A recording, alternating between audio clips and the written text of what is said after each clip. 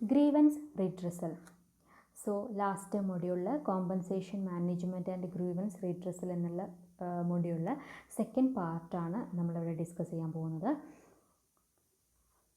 So grievance പറയുന്നതിന് മുന്നേ എന്താണ് ഒരു കംപ്ലൈൻറ്റ് എന്ന് പറഞ്ഞാൽ? കംപ്ലൈൻറ്റ് എന്നുള്ള വേർഡ് നിങ്ങൾ ധാരാളം കേട്ടിട്ടുണ്ടായിരിക്കും. ഓക്കെ, കംപ്ലൈൻറ്റ് എന്ന് പറഞ്ഞിട്ടുണ്ടെങ്കിൽ പരാതി എന്നാണ് അർത്ഥം. So A complaint affecting one or more workers constitute A grievance.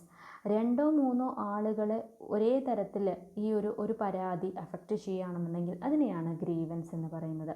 Okay, so it may relate to quantum of wages, mode of payment, payment of over time work, leave, working conditions, promotions, seniority, transfer, work assignments, dismissal or discharge etcetera.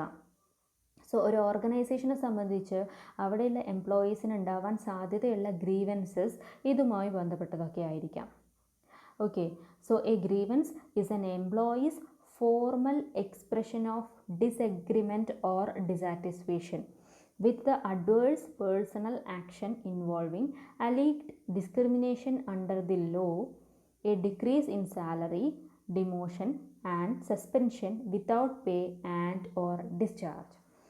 ഒരു employee കൊടുക്കുന്ന formal expression, അതായത് ഇൻഫോർമലായിട്ടല്ല ഫോർമലായിട്ട് അയാൾ പ്രകടിപ്പിക്കുന്ന disagreement അല്ലെങ്കിൽ ഡിസാറ്റിസ്ഫാക്ഷനെയാണ്. ആ dissatisfaction എന്ന് പറയുന്നത് ഇയാൾക്കെതിരെ, ആ എംപ്ലോയിക്ക് അല്ലെങ്കിൽ എംപ്ലോയിൻ്റെ ഗ്രൂപ്പിനെതിരെ ഉള്ള ഒരു ഡിസ്ക്രിമിനേഷനോ അല്ലെങ്കിൽ സാലറിയിൽ കാണിച്ചിട്ടുള്ള ഡിസ്ക്രിമിനേഷനോ കുറവോ ഡിമോഷനോ അതൊക്കെയാണ്. അതിനെ ഒരു എംപ്ലോയി ഫോർമലായിട്ട് എക്സ്പ്രസ് ചെയ്യുകയാണെന്നുണ്ടെങ്കിൽ, അതിനോടുള്ള ഡിസാറ്റിസ്ഫാക്ഷൻ എക്സ്പ്രസ് ചെയ്യുകയാണെന്നുണ്ടെങ്കിൽ അതിനെയാണ് ഗ്രീവൻസ് എന്ന് പറയുന്നത്.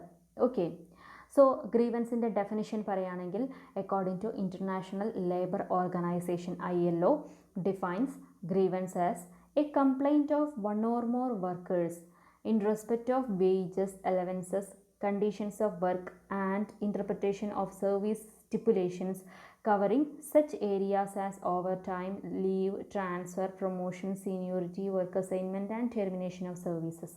സോ ഇതൊക്കെയുമായി ബന്ധപ്പെട്ടിട്ടുള്ള പരാതികൾ കൊടുക്കുന്ന ആ ഒരു പ്രോസസ്സിനെയാണ്, ആ ഒരു കംപ്ലൈൻറ്റിനെയാണ് എന്ത് പറയുന്നത്? ഗ്രീവൻസ് എന്ന് പറയുന്നത്. ഓക്കെ,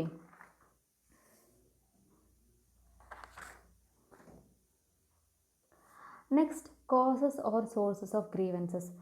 എന്താണ് ഗ്രീവൻസ് ഉണ്ടാവാനുള്ള കാരണങ്ങൾ എന്തൊക്കെയായിരിക്കാം? സോ ഒരു ഓർഗനൈസേഷനെ സംബന്ധിച്ച് ഗ്രീവൻസ് ഉണ്ടാവാനുള്ള കാരണങ്ങളെ നമുക്ക് 3 ക്ലാസിഫൈ ചെയ്യാം. Grievance arising out of working condition, grievance arising from management policy, അല്ലെങ്കിൽ ഗ്രീവൻസ് അറൈസിങ് ഫ്രം വയലേഷൻ. എന്തെങ്കിലും തരത്തിലുള്ള വർക്കിംഗ് കണ്ടീഷനുമായി ബന്ധപ്പെട്ടുള്ള പരാതികളുണ്ടാകാം, മാനേജ്മെൻറ്റിൻ്റെ പോളിസിയുമായി ബന്ധപ്പെട്ടുള്ള പരാതികളുണ്ടാകാം, അല്ലെങ്കിൽ എന്തെങ്കിലും കാര്യങ്ങൾ പോളിസിയിൽ പറഞ്ഞിട്ടുള്ള ഏതെങ്കിലും കാര്യങ്ങൾ വർക്കൗട്ട് ചെയ്യുന്നതിൽ വയലേഷൻ മാനേജ്മെൻറ്റ് വരുത്തുകയാണെന്നുണ്ടെങ്കിൽ അല്ലെങ്കിൽ കമ്പനി വരുത്തുകയാണെന്നുണ്ടെങ്കിൽ അതിൻ്റെ ഭാഗമായിട്ടും ഗ്രീവൻസസ് ഉണ്ടാവാം. സോ നമുക്ക് ഓരോന്ന് നോക്കാം. ഒന്ന്, വർക്കിംഗ് കണ്ടീഷനുമായി ബന്ധപ്പെട്ടുള്ള പരാതികൾ ഏതൊക്കെയാവാം? ഒന്ന്, poor physical circumstances of work environment. Work environment എപ്പോഴും ഒരു എംപ്ലോയിക്ക് ഏറ്റവും കൂടുതൽ സാറ്റിസ്ഫാക്ഷൻ ഉണ്ടാക്കുന്ന ഒരു സംഭവമാണ്. അപ്പോൾ അതിലെന്തെങ്കിലും ഒരു ഫിസിക്കൽ എൻവയോൺമെൻറ്റിൽ ഉണ്ടാകുന്ന വ്യത്യാസം അല്ലെങ്കിൽ പരാതി, അത് ഗ്രീവൻസിന് കാരണമാകാം. അതുപോലെ non availability of appropriate tools and machines, failure to maintain good discipline. Discipline എന്ന് പറയുന്ന എൻവയോൺമെൻറ്റിൻ്റെ ഒരു ഭാഗമാണ്. സോ എൻവയോൺമെൻറ്റിലെ ഡിസിപ്ലിൻ കീപ്പ് ചെയ്യാൻ പറ്റിയിട്ടില്ല എന്നുണ്ടെങ്കിൽ അതിൻ്റെ ഭാഗമായിട്ട് ഗ്രീവൻസ് ഉണ്ടാവാം. Mismatch of worker with job. ചില ജോബിന് ചില എംപ്ലോയീസ് സ്യൂട്ടബിൾ ആവില്ല. ആ വർക്കർക്ക് ചിലപ്പോൾ ആ ജോബ് എത്ര ചെയ്താലും ചെയ്ത് കംപ്ലീറ്റ് ചെയ്യാൻ പറ്റുന്നുണ്ടാവില്ല. അത് ആ ജോബ് സെലക്ട് ചെയ്യുന്നതിൽ അല്ലെങ്കിൽ ജോബ് ഡിസ്ക്രിപ്ഷൻ്റെ ജോബ് സ്പെസിഫിക്കേഷൻ്റെ കേസിലൊക്കെ വന്നിട്ടുള്ള മിസ്റ്റേക്ക് ആവാം. അപ്പോൾ അങ്ങനെയാണെന്നുണ്ടെങ്കിൽ അതിൻ്റെ ഭാഗമായിട്ട് പരാതി ഉണ്ടാവാം. അതുപോലെ വെരി ഹൈ പ്രൊഡക്ഷൻ ടാർഗറ്റുകളൊക്കെ ഇവർക്ക് കൊടുക്കുന്നത് വളരെ കൂടുതലാണെന്നുണ്ടെങ്കിൽ അത് അവർക്ക് വർക്കിംഗ് കണ്ടീഷനെ അഫക്റ്റ് ചെയ്യുന്നു. അതുപോലെ പുവർ റിലേഷൻഷിപ്പ് വിത്ത് സൂപ്പർവൈസർ. ഓരോ ഫാക്ടറിയിലൊക്കെ വർക്ക് ചെയ്യുന്ന എംപ്ലോയിയെ സംബന്ധിച്ച് അവരും സൂപ്പർവൈസറും തമ്മിൽ നല്ലൊരു റിലേഷൻ, കോഡിയൽ റിലേഷൻ ഉണ്ടാവണം. സോ അതിലെന്തെങ്കിലും ഒരു ഫോൾട്ട് വരികയാണെന്നുണ്ടെങ്കിൽ അതിൻ്റെ ഭാഗമായിട്ട് പരാതി ഉണ്ടാകാം. So these are the different types of grievances which relate to working condition. The next, grievance arising from management policy. Management പോളിസിയുമായി ബന്ധപ്പെട്ടിട്ടുള്ള ഗ്രീവൻസ് എന്ന് പറയുന്നത് വേജ് റേറ്റുമായി ബന്ധപ്പെട്ടതാവാം, അല്ലെങ്കിൽ മെത്തേഡ് ഓഫ് വേജ് പേയ്മെൻറ്റുമായി ബന്ധപ്പെട്ടതാവാം, അല്ലെങ്കിൽ overtime and incentive schemes, seniority, transfer, promotion, demotion, discharge, penalties imposed for the misconduct, leave, lack of opportunities for career development നമ്മൾ കണ്ടു. ഈ കരിയർ ഡെവലപ്മെൻറ്റിന് അവർക്ക് അവസരങ്ങൾ കൊടുത്തിട്ടില്ല എന്നുണ്ടെങ്കിൽ അതൊക്കെ മാനേജ്മെൻറ്റ് പോളിസിയോടുള്ള പരാതിയാണ്. The next grievance arising from violation, ഏതെങ്കിലും തരത്തിലുള്ള വയലേഷൻ, അതായത് violation of collective bargaining agreement, ഈ എംപ്ലോയീസ് കൂട്ടമായിട്ട് കളക്റ്റീവ് ബാർഗെയിനിങ് അഗ്രിമെൻറ്റ് അത് വയലേറ്റ് ചെയ്യുകയാണെങ്കിൽ, അല്ലെങ്കിൽ കമ്പനീൻ്റെ റൂൾസ് ആൻഡ് റെഗുലേഷൻസ് വയലേറ്റ് ചെയ്യുകയാണെങ്കിൽ, അല്ലെങ്കിൽ പാസ്റ്റ് പ്രാക്ടീസ് വയലേറ്റ് ചെയ്യുകയാണെന്നുണ്ടെങ്കിൽ, central and state government laws, അതുപോലെ റെസ്പോൺസിബിലിറ്റീസ്, മാനേജ്മെൻറ്റിൻ്റെ ഒരു റെസ്പോൺസിബിലിറ്റി ഉണ്ടാവും എംപ്ലോയീസിനോട്, അത് വയലേറ്റ് ചെയ്യുകയാണെങ്കിൽ, ഇത്രയും വയലേഷൻസ് ഒക്കെ വരുത്തുകയാണെന്നുണ്ടെങ്കിൽ അതുമായി ബന്ധപ്പെട്ട് എംപ്ലോയീസിന് പരാതി ഉണ്ടാകാം. So these are the different kinds of grievances. Okay.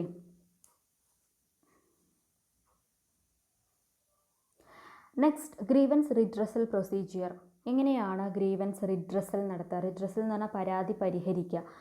പരാതി പരിഹരിക്കാൻ പിന്നെ 3, അതായത് പിന്നെ ശരിക്കും ഇൻഫോർമലായിട്ട് കൺസൾട്ട് ചെയ്യാം, ഇൻഫോർമൽ കൺസൾട്ടേഷൻ ഉണ്ടാകാം, അല്ലെങ്കിൽ ഫോർമൽ ഫയലിംഗ് ഉണ്ടാവാം. ഓക്കെ, ഇത് രണ്ടും വഴികളാണ്. ഇൻഫോർമലായിട്ട് നമ്മളതൊരു പരാതി കൊടുക്കാതെ തന്നെ, പരാതി ഉണ്ടെന്ന് അറിയുമ്പോൾ തന്നെ മാനേജ്മെൻറ്റ് ഇടപെട്ട് അതിന് തീർപ്പാക്കാം, അല്ലെങ്കിൽ ഫോർമൽ ഫയലിംഗ് ഓഫ് ഗ്രീവൻസ് നടത്തിയിട്ട് ആ ഫോർമൽ പ്രൊസീജിയറിലൂടെ കടന്നു പോകാം. ഓക്കെ, സോ എങ്ങനെയാണ് ഒരു സ്റ്റാൻഡേർഡ് ഗ്രീവൻസ് പ്രൊസീജിയർ എന്ന് പറയുന്നത്? മെയിനായിട്ട് 3 സ്റ്റെപ്പാണുള്ളത്. ഒന്ന്, employee give return statement of grievance. ആർക്കാണോ പരാതി ഉള്ളത് അവരൊരു റിട്ടേൺ സ്റ്റേറ്റ്മെൻറ്റ് കൊടുക്കുന്നു. അവരുടെ തൊട്ട് മുകളിലുള്ള ലൈൻ മാനേജർക്ക് പിന്നെ ആയിരിക്കും കൊടുക്കുക, അല്ലെങ്കിൽ സൂപ്പർവൈസേഴ്സ് ആയിരിക്കും.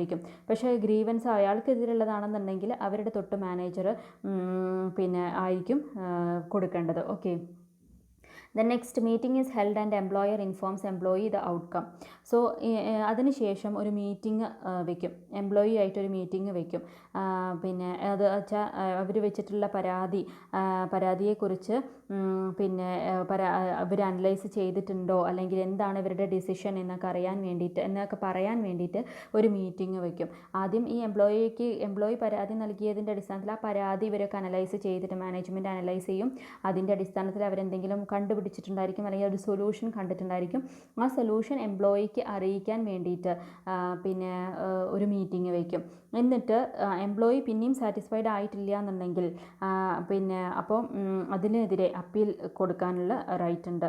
സോ അതിന് സീനിയർ ലെവൽ മാനേജേഴ്സിന് പരാതി കൊടുക്കാനുള്ള, അല്ലെങ്കിൽ അത് വീണ്ടും തുടർന്നു കൊണ്ടുപോകാൻ, ഈ ഒരു പരാതി പരിഹരിക്കപ്പെട്ടിട്ടില്ല എന്ന് പറഞ്ഞാൽ അതിന് വീണ്ടും അപ്പീൽ നടത്താനുള്ള പിന്നെ അവസരം എംപ്ലോയിക്ക് കിട്ടും. സോ ഇത്രയാണ് ഗ്രീവൻസ് റീഡ്രസൽ പ്രൊസീജിയർ വരുന്നത്. സോ ഒരു ഗ്രീവൻസ് റീഡ്രസൽ പ്രൊസീജിയറിന് വേണ്ട എസെൻഷ്യൽസ് എന്തൊക്കെയാണ്? എസെൻഷ്യൽസ് എന്ന് പറയുന്ന അത്യാവശ്യം വേണ്ടത് പ്രൊസീജിയറൽ ഫെയർനെസ് വേണം. അതായത് എപ്പോഴും ഫോർമൽ ആയിട്ടുള്ളതാണ് ഗ്രീവൻസ് റീഡ്രസൽ വരുന്നത്. അപ്പോൾ അതിൻ്റെ പ്രൊസീജിയേഴ്സൊക്കെ ഫെയർ ആയിരിക്കണം. Then substantive fairness. Substantive fairness എന്ന് പറയുന്നത് ഇത് പരിഹരിക്കുന്ന ഈ കംപ്ലൈൻറ്റ് കൊടുത്താൽ അത് എപ്പോഴും കൊടുക്കുന്ന ആളുടെ ഭാഗത്തുനിന്ന് കംപ്ലീറ്റ് ആയിട്ട് അതിനെ മാത്രം ഫോക്കസ് ചെയ്യാതെ എല്ലാ തലത്തിലുമുള്ള ഒരു ചർച്ച നടത്തണം. അല്ലെങ്കിൽ പിന്നെ 2 സൈഡിൽ നിന്നുള്ള പരാതികൾ കേൾക്കാൻ തയ്യാറാവണം ഇത് പരിഹരിക്കുന്ന ആൾ. അതല്ലാതെ ഒരു പാർട്ടിയെ മാത്രം ഫോക്കസ് ചെയ്തുകൊണ്ട് ഡിസിഷൻ എടുക്കാൻ പാടില്ല. അതാണ് സബ്സ്റ്റാൻറ്റീവ് ഫെയർനെസ് എന്ന് പറയുന്നത്. Then confidentiality. എപ്പോഴും ഗ്രീവൻസ് എന്ന് പറയുന്നത് ഗ്രീവൻസുകൾ കംപ്ലൈൻറ്റുകളാണ്. സോ പിന്നെ ഈ കോൺഫിഡൻഷ്യാലിറ്റി എന്ന് പറയുന്നത് അത് കോൺഫിഡൻഷ്യലായിട്ട് പിന്നെ മെയിൻറ്റെയിൻ ചെയ്യണം. അല്ലാതെ അതിന് ഓപ്പൺ ആയിട്ട് എല്ലാവർക്കും അറിയുന്ന രീതിയിൽ അതിന് പിന്നെ പറയാൻ പാടില്ല. ഓക്കെ. The next, timeliness. കൃത്യസമയത്ത് തന്നെ ഗ്രീവൻസുകളൊക്കെ ഉണ്ടെന്നുണ്ടെങ്കിൽ അത് കറക്റ്റായിട്ട് തന്നെ വേഗം തന്നെ ഹാൻഡിൽ ചെയ്യാനുള്ള കപ്പാസിറ്റി കമ്പനിക്ക് വേണം, അല്ലെങ്കിൽ അത് അവരുടെ നെഗറ്റീവായിട്ട് ബാധിക്കും. Then record keeping. പിന്നെ ഇപ്പോൾ അലിഗേഷൻസ് ഒക്കെ ഉണ്ടെന്നുണ്ടെങ്കിൽ, അല്ലെങ്കിൽ ആരുടെയെങ്കിലും റെസ്പോൺസസോ ആക്ഷൻസോ ഒക്കെ ഉണ്ടെങ്കിൽ അതിനെയൊക്കെ പ്രോപ്പറായിട്ട് റെക്കോർഡ് ചെയ്യണം. ദെൻ ട്രാൻസ്പെറൻസി ഉണ്ടാവണം. ട്രാൻസ്പെറൻസി എന്ന് പറയുമ്പോൾ അത് സുതാര്യമായിരിക്കണം. ഇപ്പോൾ പോളിസികൾ അല്ലെങ്കിൽ ഈ പരാതി ഉണ്ടായിട്ടുണ്ടെങ്കിൽ പരാതിയെ എങ്ങനെയാണോ അവർ ഡീൽ ചെയ്യുന്നത് അത് ട്രാൻസ്പെറൻ്റ് ആയിരിക്കണം. മറ്റുള്ളവർക്കും കൂടെ അറിയണം എങ്ങനെയാണ് അതിനിടെ ഒരു ഡീൽ ചെയ്തിട്ടുള്ളത് എന്നുള്ളത്. Last one openness, honesty and fair dealing. അതാണ് ഏറ്റവും അത്യാവശ്യമായിട്ട് വേണ്ടത്. ഫെയർ ആയിട്ട് ഓപ്പൺ ആയിട്ട് അതിനെ ഡീൽ ചെയ്യണം. Okay, so these are the essentials of A good grievance handling procedure.